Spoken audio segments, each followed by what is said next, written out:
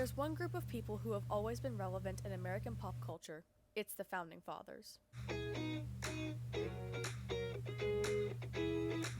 From being featured on Currency, to having multiple Broadway musicals written about them, the Founding Fathers of the United States have been glorified by the media for centuries.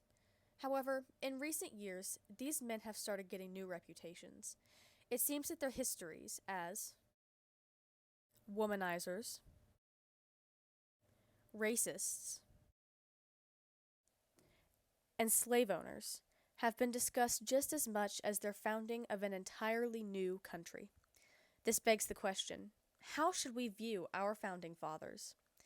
This information about the flaws and failures of these men has always been known, so why is it just becoming prevalent now? The short answer is that morals have changed. After hundreds of years, the majority of Americans hold at least somewhat differing ideals. Although, in many cases, the Founding Fathers are now viewed in a somewhat negative light, there is one massive pop cultural phenomenon that has brought the Founding Fathers back to life in a sense. Hamilton, the 2015 Broadway musical about the life of Alexander Hamilton. Although the show pointed out many of the flaws of Hamilton and his fellow Founding Fathers, the revamped versions of these men were soon deeply romanticized by popular culture. Lesser-known historical sites, such as the Schuyler Mansion in Albany, New York, reported that the Hamilton craze increased their monthly number of visitors nearly tenfold.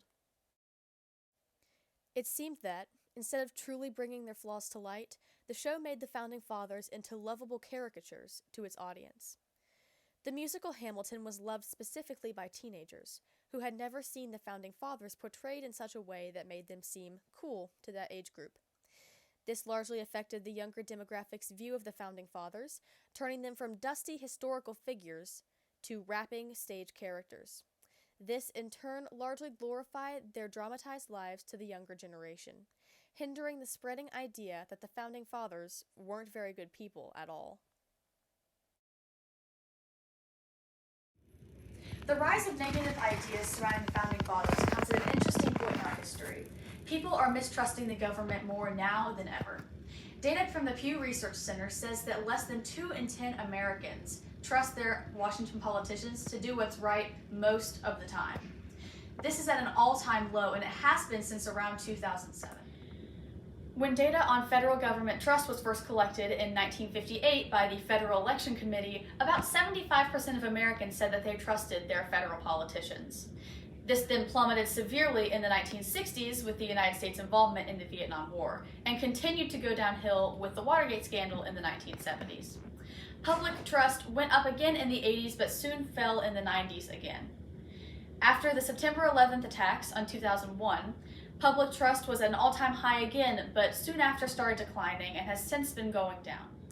This seems to be around the time, 2007, that people stopped liking the Founding Fathers completely and shifted towards more of a negative view. Now let's examine one of the Founding Fathers with the more lethal reputation, Thomas Jefferson. Throughout his lifetime, he enslaved over 600 people, yet he condemned slavery, calling it a moral depravity and a hideous blot. But he still contributed to the issue. People have always known of this, but he's become less and less glorified over time as society's morals have changed. We've seen recently that racists and Confederate soldiers have had statues that have been torn down because society's morals and views of them are changing. In the case of the Founding Fathers, this shift towards better morals has proven to be bad for them. But we can argue that it's been good for society in school. That they were a bunch of higher, strong people, and they all got together and made a constitution. The current societal dislike of the Founding Fathers also comes at an interesting time because of the rise of critical race theory being taught in United States public schools. Previously, students were only taught that white history was all of history, but in recent years, public schools have started teaching history from different perspectives. For us in the United States, this means that the stories of enslaved individuals from centuries ago are coming to light on a much larger scale than ever before. However, not everyone is on board with teaching critical race theory. The Institute for Policy Research at Northwestern University reports that nearly 3/4 of Americans across all different demographics are concerned with how United States history is taught in public schools. While 52% of those surveyed agreed that racism and its roots should be taught in school, only 27% fully support the teaching of critical race theory in public schools. But the seed for representation in history classes all across America for everyone has already been planted, although it angers some that it uproots many famous historical figures in the process.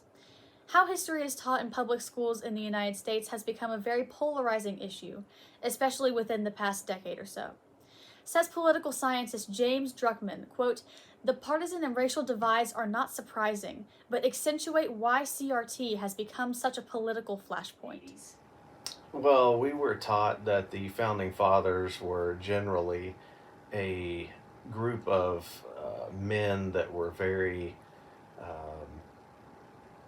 glorified in the way that they put together the articles of the country and how they formed the government, and they were made to be almost like a superhero status, when we were in school. So how can we as individuals work to better ourselves as United States citizens?